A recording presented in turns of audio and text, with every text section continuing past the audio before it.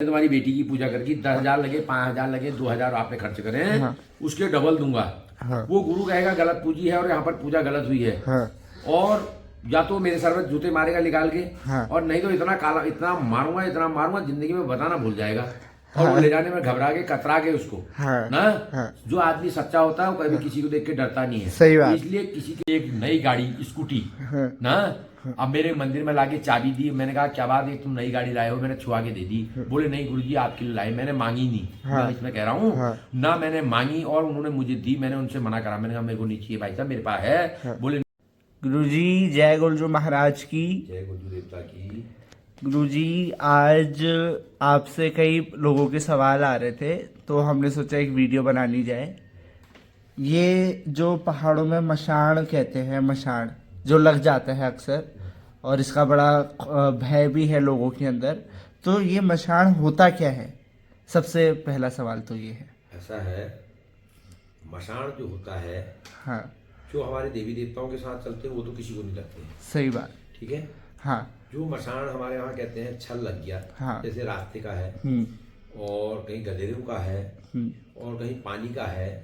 तो ये क्या होता है, अल्प मृत्यु मरे हुए कुछ जो आदमी आत्महत्या कर लेते हैं या कोई एक्सीडेंटल केस हो जाते हैं, उनकी आत्माएं जो भटकी रहती हैं वो मशाण रूप में हम उनको पूछते हैं, उनको कहते हैं छल। और वो उनकी आत्माएं उनको जो चीज़ वो मांगती हैं, खाना पीना, जो जैसे भूखे रहते हों, तो आत्मा तो अमर है, शरीर अमर नहीं है। तो ये क्या कहते हैं, इसको कहते हैं बटमार। इसको कहते हैं रास्ते में छल लग जाना, मशाण लग जाना। ये हवा प्रकोप जो होता है, ये मशाण देवी देवताओं वाला नहीं होता है।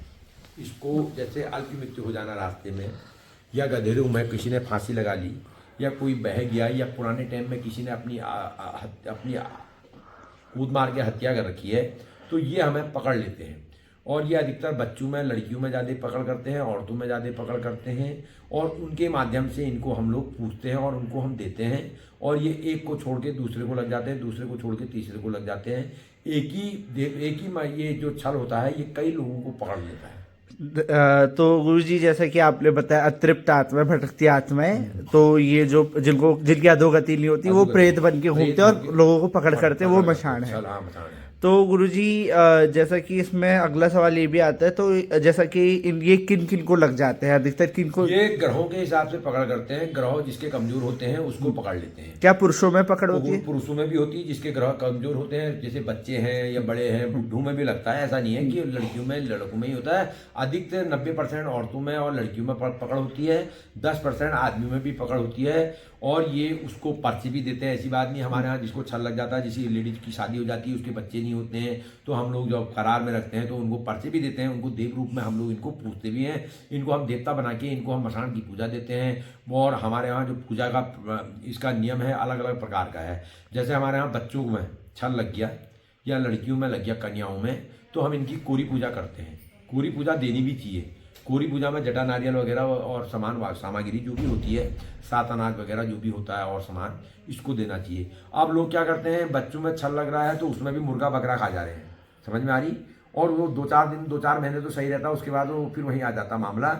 इसलिए कन्याओं में कभी भी पूजा में, मशाण की पूजा में बकरा मुर्गा नहीं देना चाहिए। और जो शादीशुदा हैं, जिनको शादीशुदा हो गई, उसके बाद हमारे यहाँ पहाड़ी शब्द में कहते हैं छल, इसको बिवाई गया, तो जिसके साथ जो पकड़ हो जाती है, जो लेडीज को हो जाती है, तो जब उसका आगे को हम कॉल करार रखते हैं, जब उसका आगे को रास्ता अच्छा हो जाए, उसके परिवार में 2 से 3 हो जाए, उसका कोई बच्चा, लड़की या लड़का जो भी होता है। इस जमाने में ये नहीं कहना चाहिए कच्चा फल पक्का फल। बहुत की आदत है कि कच्चा और पक्का क्या होता है मैं भी नहीं जानता हूँ। औलाद तो औलाद है, दुख तो सभी का है। दर्द होगा मैं मतलब इसमें कच्चा कहा जाता है जो लड़कियों को कहते हैं लोग, बहुत से लोग डंगरिये लोग, पुराने लोग। हाँ। और पक्का कहते हैं लड़कों को। चाहे आजकल के लड़के स्मैक पी के वो डोरी रहे तो वो पक्का हो गया। हाँ। इसको पक्का और कच्चे का कोई सबूत नहीं। हाँ। बच्चे होना, जिसकी गोद जो भी चावा, जिसके बच्चे नहीं होते उसकी आत्मा जानती है लड़की और लड़के में क्या भाव, कुछ नहीं होता है, सही बात, बराबर होते हैं। हाँ। तो उसको देते हैं हमारे वहाँ।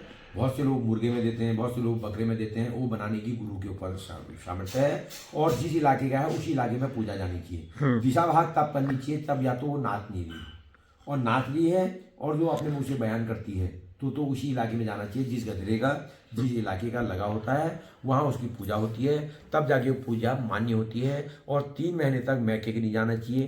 3 महीने तक मैके जाके उस पूजा को, हमारे वहाँ 3 महीने तक नहीं जाते हैं, तब जाके वो पूजा स्वीकार होती है। बिल्कुल गुरु जी जैसा कि इसमें कई प्रचलन भी है, कई बातें भी है जो कही जाती है कि मशान पहाड़ों में जो औरतों या लड़कियों को लगते हैं, रक्षा भी करते हैं।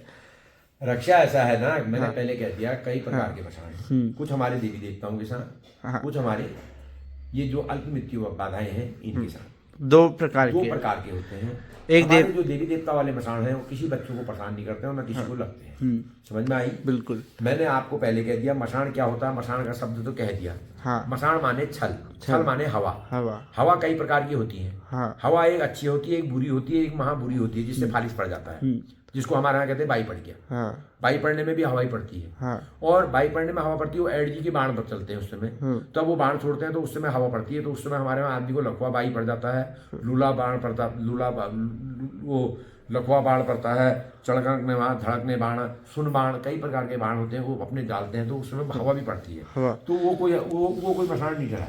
मसान क्या है, जो हमारे वहाँ बाहर की जो शक्तियाँ हैं वो हमें हमारे ग्रहों के हिसाब से हमें पकड़ करती हैं। पकड़ के हिसाब से जैसे उनके हाथ पाँव में दर्द, सर भारी, बदन दर्द और काम करने की उजानी आना और अपने शरीर को दिक्कत पैदा हो जाना, किसी से बोलचाल नहीं करना, कई प्रकार के बहाने होते हैं इसमें। ठीक है, तो उनको जो डांगर होते हैं, जो डंगरिये होते हैं, जो गुरु लोग होते हैं, उनके हाथ में आ गया। ठीक है, जिनके हाथ में नहीं आता पहले करार रखना चाहिए।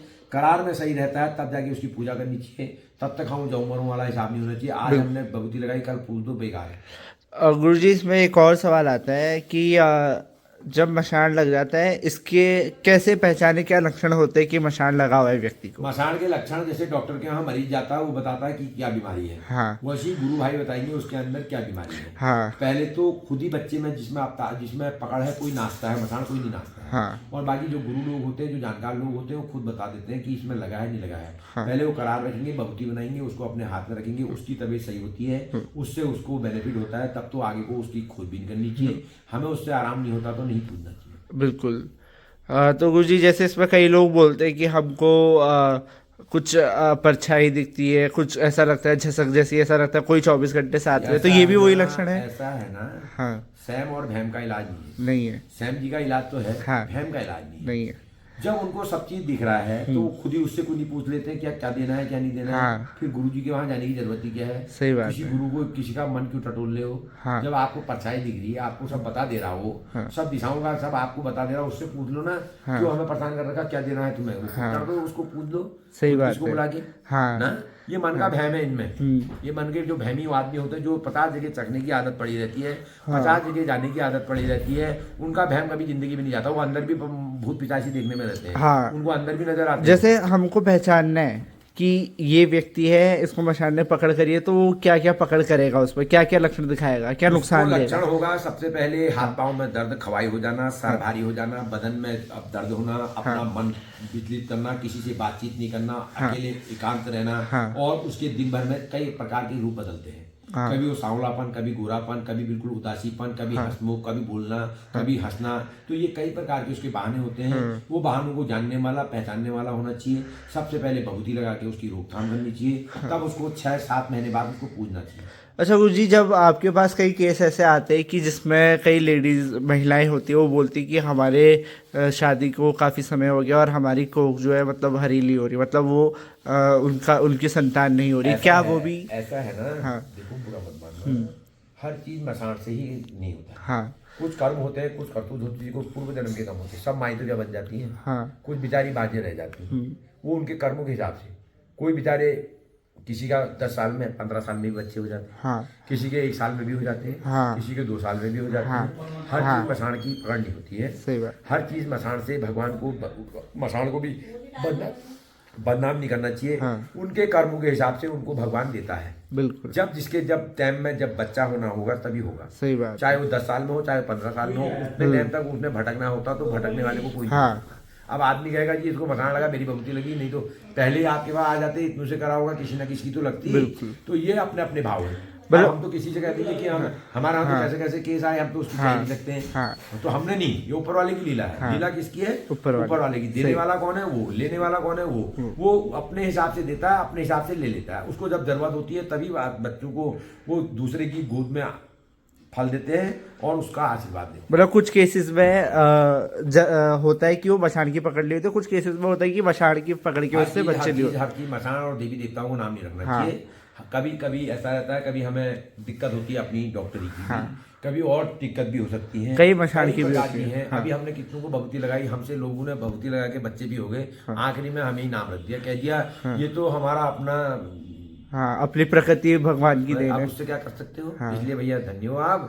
तो मैं तुम्हारा मुबारक, हमें हमारा मुबारक। अच्छा। हम किसी को बुरा नहीं कह रहे हैं। गुरुजी इसमें एक चीज ये है कि जब जैसे मशान लग जाता है तो इसमें कईयों में अवतार लेता है, कईयों में नहीं लेता, इसका क्या कारण हो सकता इसका ऐसा रहता है, जो मसान जो ज्यादा वो पकड़दार होता है वो अधिकतर लेडियों में ले लेता है। मतलब जो अधिक और जो किसी हावी गुरु के बस में आता है तो गुरु के बस में आता है, वो नहीं नाचता है। कोई जरूरी नहीं नाचना है। जैसे अल्पी मृत्यु वाले हैं बहुत से, वो नहीं नाचते हैं। जैसे पुराने लोग हैं, जैसे गाड़ गजरू में साधे हुए हैं, वो नाचते हैं। और अधिकतर जो अल्पी मृत्यु वाले हैं वो नहीं नाचते। जो पूजनीय मशान है वो नाचते हैं, और जो पूजनीय नहीं है वो नाचते हैं। वो नाचते हैं। समझ में आई? बिल्कुल। तो गुरुदेव इसमें जैसे कि आपने कहा दिशा भाग, इसका अर्थ क्या है? दिशा भाग पहले तो जिस इलाके का जहाँ का भी लगाया, चाहे माला मलगुटी जहाँ का भी लगाया, पहले तो उसी इलाके में जाना है। हाँ। और वो नाच के बताएगा खुद मैंने वहाँ जाना है या दिशा भाग में रहना है। हाँ। दिशा भाग का मतलब एक दिशा से दूसरी दिशाओं को पूजा जाता है। जब उसका कोई स्थान नहीं पता होता, नहीं पता है, हाँ। तो उसको दिशा भाग कहते हैं। दिशा भाग में चार जगह दिशाओं को बांटा जाता है। हाँ। और वो पेठा माने जो भुजा होता है, उसके जो गुदे होते हैं, चार भाग किए जाते हैं। उसमें से जो गुदड़ा निकलता है वो चार दिशाओं को डाला जाता है, तब जाके दिशा भाग होता है। या बकरा हो, बकरे के जो गढ़वे होते हैं, जो पाँव होते हैं, उसको चार दिशाओं को डाला जाता है। उनसे भी दिशा भाग होती है। दिशा भाग। हाँ। और कई प्रकार से दिशा भाग करते हैं। नारियल के भी चार भाग से भी दिशा भाग होती है। अपने अपने डंगरियों का अपना अपना पूजने का अपना अपना तरीका है, अपने अपने बनाने का तरीका है। किसी को दोष नहीं लगाना चाहिए। जिसके हाथ में आ जा रहा है, जिसने उल्टे हाथ से भी दिया, उसका भला हो रहा तो वो भी सही है। ये उन स्थितियों में करा जाता है जहाँ हमें मशान का कोई यथास्थान नहीं पता है, वो कहाँ का है। दिशा भाग नहीं तो जिस इलाके का है वहाँ पूजो, वहाँ पर आप पूजा करो, वहाँ पर आप खाना पीना जो भी बनता है, जो भी प्रसाद बनता है, भोग प्रसाद उसको बनाइए। बाकी आप उसको जितना खाना है खाइए, जितना नहीं खाना है खड्डा को जीव में डालिए। अन्यथा उस प्रसाद को अपने घर नहीं लाना चाहिए, अपने बच्चों को नहीं खिलाना। हाँ, इसमें एक सवाल और आता है कि मशान जैसे लग गया, उसकी पूजा कब करी जाए, कब नहीं करी जाए? उसकी पूजा के जैसे कृष्ण पक्ष है, हाँ। चैत के कृष्ण पक्ष है, हाँ। और पूस के उसमें पूरे महीने होती है। हाँ। भादव में पूरे महीने होती है। हाँ। समझ में आई? हाँ। और जैसे और कई मगसीर के कृष्ण पक्ष में भी पूजा होती है। और अन्य माघ को छोड़ के, माघ का महीना पवित्र होता है, माघ में कोई पूजा नहीं होती है।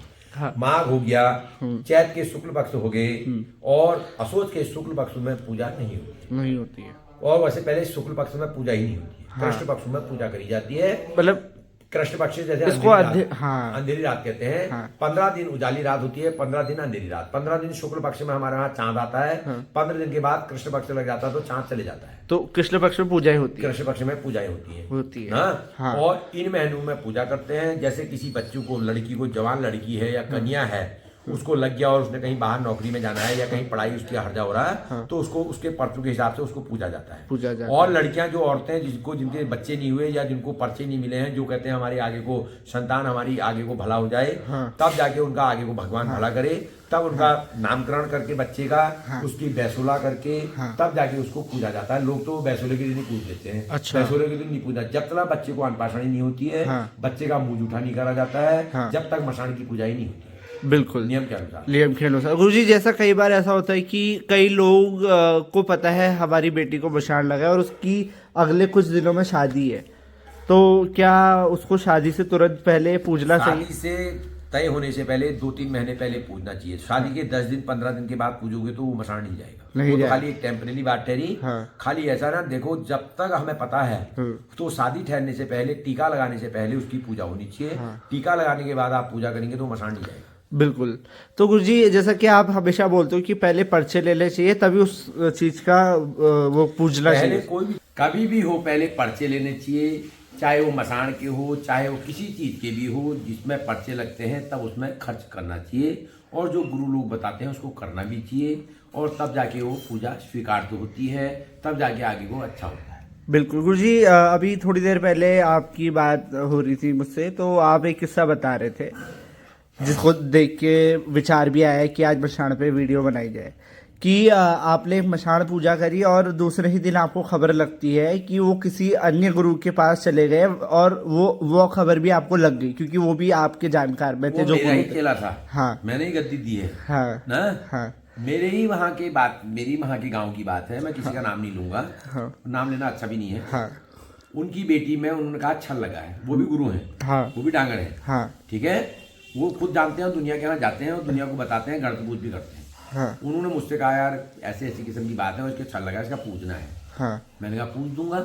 हाँ। उन्होंने मुझसे टाइम लिया, मैंने टाइम दे दिया। हाँ मैं और मेरा साथी जो भी था, मेरे साथ एक बंदा और गया, हाँ हम गए, सामान भी वही लाए, उन्होंने लिखा था, खुद जानकार थे तो खुद लाए सामान। हाँ मैंने उनसे पूछा कहाँ का लगा है, कहाँ जाना है। हाँ उन्होंने कहा रानी बाग जाना है। हाँ तो मैंने कहा इनको रानी बाग क्या करने गई, जो ये रानी बाग का छल लग गया। हाँ रानी बाग तो मसाण की पूजा होती ही नहीं क्योंकि है, महिलाएं वहां जाती हाँ, भी नहीं जाती नहीं है। मैंने वहाँ करने में क्या कि ये इसको लग गया ना, बोले वहीं जब पूजना है। हाँ तो हमने जो भी सामान था, सामग्री सब इकट्ठी करी, वो खुद जानकार थे, और सामान इकट्ठा करके जो भी मेरे को आता है मैंने अपने हिसाब से उनका झाड़ा ताड़ा किया। हाँ।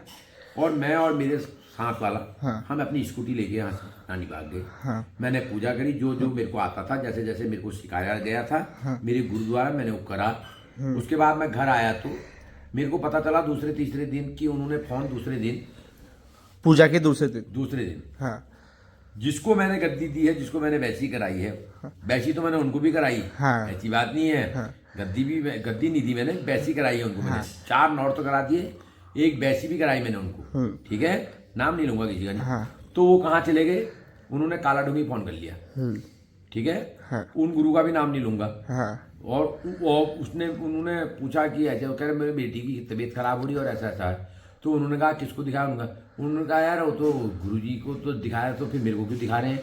वो तो वो मतलब वो उन गुरु ने बोला जो जिनके वहां गए। वहाँ उन्होंने कहा किसको दिखाया, उसने कहा कि वहाँ क्यों नहीं ले जा रहे हो खाती जी को। हाँ। तो उन्होंने कहा यार उन्होंने पूछ रखा, तो उन्होंने पूछ रखा तो मैं क्या बताऊं, मेरे वहां क्यों आ रहे हो? तो तब जाके नहीं आया, नहीं तो वो कह रहा मैं फंस गया था, हाँ। मेरे को बुला के। हाँ। तो ऐसे आदमी जो दो भैमी आदमी होते हैं ना, उनका कभी भला नहीं हो सकता है। सही बात। और बाद में एक दिन मेरे को मिल गए वो बंद हाँ। जागर में। हाँ मेरे से मैंने पूछा उनसे, मैंने कहा कहाँ बिगड़ा, हाँ किसने बताया, बोले किसी ने बताया।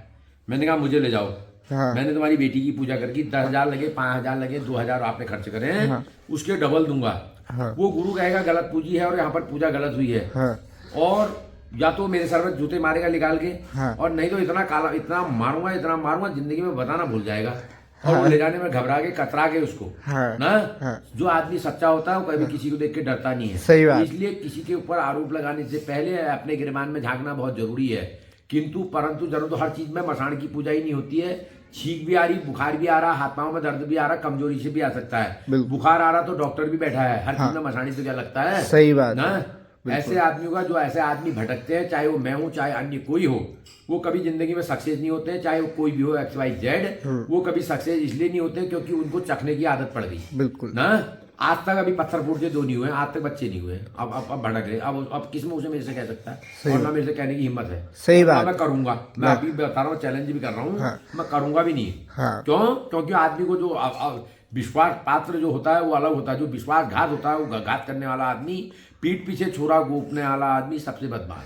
जो मुंह के सामने कहता है, थोड़ा आदमी को उसमें कड़वा जरूर लगता है ना, वो बात हकीकत सत्य होती है। और जो पीठ के पीछे वार करता है वो बहुत बदमाश आदमी होता है। बिल्कुल। वो कभी छन्नी से भी पानी लाएगा तब भी विश्वास नहीं करना। बिल्कुल सही बात है। तो गुरुदेव, ये बहुत अच्छी बात आपने कही कि ऐसे जो वहम करते हैं वो पूजा करी ना करी बराबर हो जाती है। हमें भी 30-32 साल हो गए पूजा करते करते। हम ये नहीं कह रहे सब पूजाएं हमसे सही हुई होंगी, हम ये नहीं कहते हैं। हम किसी को, हमने अब जानबूझ के अपने हाथ से किसी की पूजा खराब नहीं करी। जानबूझ के किसी ने 1 रुपया दिया तब भी हमने पूजा करी, 1 रुपया भी नहीं दिया तब भी करी, 1 लाख रुपए भी दिए तब भी हमने करी। हमने जानबूझ के अपने हाथ से पूजा खराब नहीं करी। बाकी उनके कर्म, उनके भाग, उनके अर्थ, उन्होंने मन से, अपने मन से अच्छी पूजा करवाई होगी तो उनकी पूजा उल्टे हाथ से भी स्वीकार तो होगी। और उन्होंने खाली दिखावा करके करी होगी तो कहाँ से स्वीकार होती है। गुरुजी, मशान की चर्चा चली रही है तो एक उदाहरण हम आपकी जो धन्नो है आपकी स्कूटी, उसकी भी बात करते हैं। हाँ, मसान की पूजा 15 मेरे अभी ये 2019 में 19 में, हाँ 19 या 18 ऐसी है। हाँ। तो मेरे वहाँ किच्छिया देवरिया, हाँ। धानक जी के पड़ोस में ही रहते हैं, बिष्टी परिवार हैं। हाँ। उनकी शादी हो गई, 3 भाई हैं, उनकी शादी हो गई थी तो उनकी कोई संतान नहीं थी। मैं किसी का नाम भी नहीं लूंगा। उनकी पूजा करी लोगों ने, उनकी वाइफ की कई पूजाएं करी, कई बकरे मुर्गे खाए, कई पूजाएं करी, कोरी भी करी। उन्होंने दिल्ली हॉस्पिटल में जैसे से इलाज भी किया, वहाँ अपनी औरत को वहाँ कमरा लेके वहाँ एडमिट भी किया, वहाँ से इलाज भी चला 3-4 महीने, 20-25 लाख रुपए वहाँ लगाए, बाकी पूजा में लगाए, उसके बाद भी कुछ भी नहीं हुआ और वो डिप्रेशन में आ गए। बढ़िया अच्छे पोस्ट में है, नौकरी में, वो ऐसे डिप्रेशन में आ गए कि वो बिल्कुल दारू पीना स्टार्ट कर दिया और सब चीज़ होते हुए उनके पास वो बिल्कुल इन चीज़ों को मानना उन्होंने छोड़ दिया, देवी देवताओं, उनकी वाइफ ने और उन्होंने दोनों ने।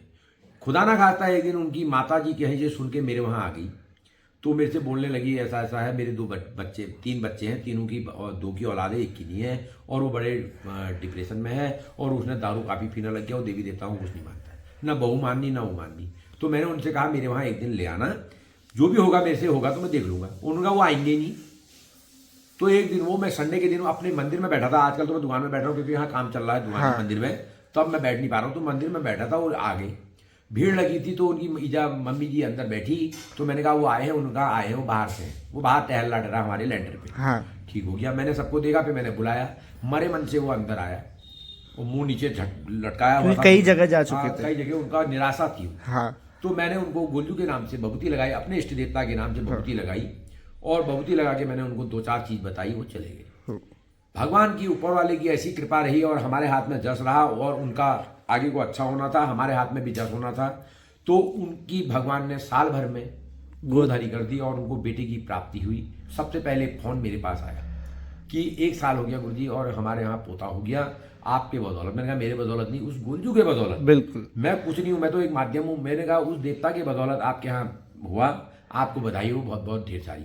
तो उन्होंने मुझे नामकरण में भी बुलाया गया, नामकरण में घर ही करा उन्होंने, तो मुझे बुलाया गया और मेरे से जो भी होता बच्चे को मैंने टीका लगाया, उन्होंने भी मेरा आदर संस्कार किया। उसके बाद 6 महीने बाद अन्नप्राशनी में भी निमंत्रण दिया, भव्य इंतजाम किया, 2-2.5 हजार आदमी खिलाए। बिल्कुल, अन्नप्राशनी के दिन, अन्नप्राशनी माने अन्न चखाने के दिन। हाँ। उसके बाद फिर हमने जागर भी लगाया, बैसोले की भी लगाई, और अन्नप्राशनी के बाद फिर हमने मसान की पूजा करी, और मसान की पूजा में मैंने बकरा भी दिया, सब सामान लाए पूरी खुशी से। तब जाके आपने उसको पूजा, मैंने पूजा करी, जब फल दिया, जब उन्होंने फल दिया 6 महीने बाद मैंने पूजा करी खुशी से। उन्होंने अपने खुशी से सब चीज बढ़िया सामान लाके दिया, हमने भी बढ़िया तरह पूजा करी, और भगवान के उनके वहाँ भगवान ने फिर 3 साल बाद दूसरे पुत्र की प्राप्ति हुई उनको। आज उनके 2 पुत्र हैं, दोनों पुत्र स्कूल जाते हैं, और मैं मंदिर में बैठा था, मेरे को एक नई गाड़ी स्कूटी ना, अब मेरे मंदिर में लाके चाबी दी। मैंने कहा क्या बात है तुम नई गाड़ी लाए हो, मैंने छुआ के दे दी। बोले नहीं गुरुजी आपके लिए लाई, मैंने मांगी नहीं। मैं इसमें कह रहा हूँ ना, मैंने मांगी और उन्होंने मुझे दी, मैंने उनसे मना करा, मैंने कहा मेरे को नहीं चाहिए भाई साहब, मेरे पास है। बोले नहीं गुरुजी आपने नहीं मांगी, हम अपने तरफ से खुशी से हम आपको इसको गोलजू के चरणों में अर्पित करते हैं, और ये गाड़ी हम अपनी तरफ से दे रहे। उसमें तेल टैंक भर के दिया, लंबर डाल के उन्होंने दिए ना, और गाड़ी मेरे नाम में करके दी, मेरा 1 रुपया भी खर्च नहीं हुआ। उसी गाड़ी को मैं चलाता हूँ, उसी गाड़ी से मैं पहाड़ बागेश्वर भी गया, उसी गाड़ी को लेके मैं कसार देवी मंदिर भी गया, उसी गाड़ी को लेके मैं कई बार अपने पहाड़ रानीखेत चले गया, और देवी सफेद घोड़ाखाल मंदिर ले गया। उसी गाड़ी को मैं कई जगह ले जाता हूँ। मेरे को ना गाड़ी ने आज तक धोखा दिया, ना उसने मेरे को कहीं परेशान किया। गोलजू का रथ है, की ऐसी कृपा है, गाड़ी उसी को चलाता हूँ। मेरे पास 2-3 गाड़ी हैं, बाकी घर में है, मैं अधिकतर उसी गाड़ी को मैं किसी को देता ही नहीं, मैं ही चलाता हूँ, क्योंकि गोलजू का रथ है, गोलजू को चढ़ा हुआ है। और मैं ये नहीं कहता हूँ, लोग मुझसे पूछते हैं गुरुजी आपके पास आपने ये कब खरीदी, तो मैं नहीं कहता हूँ कि मैंने खरीदी, ये मुझे गिफ्ट दी है, मुझे ये गोलजू का प्रसाद समझ के मैंने ग्रहण की है, और उस गोलजू की कृपा से ये मेरे को प्राप्त हुई है। और उनको भी आशीर्वाद जिन्होंने मुझे दिया, उनके बच्चे उनको फलीभूत हों, उनको कई ढेर सारी उनको आशीर्वाद, उनके बच्चे कामयाब निकले, आगे को भगवान उनको खूब तरक्की दे। बहुत सुंदर गुरुजी, और आज आपने जो जानकारी दी है बहुत बारीक जानकारी है कि किन किन चीज़ों का ध्यान रखना चाहिए, और ज़रूरी नहीं कि हर बार आप मशाड़ पे ही लगे रहे, डॉक्टरी इलाज भी होते हैं, मेडिकल साइंस नाम की भी चीज़ें। तो बहुत अच्छे से आपने इस चीज़ को बताया और गोलजू का बहुत असीम कृपा है आप में। बहुत बहुत धन्यवाद गुरु जी। जय गोलजू महाराज। ऐसे ही नई जानकारियों के साथ जल्द आपसे फिर मुलाकात होगी। जय।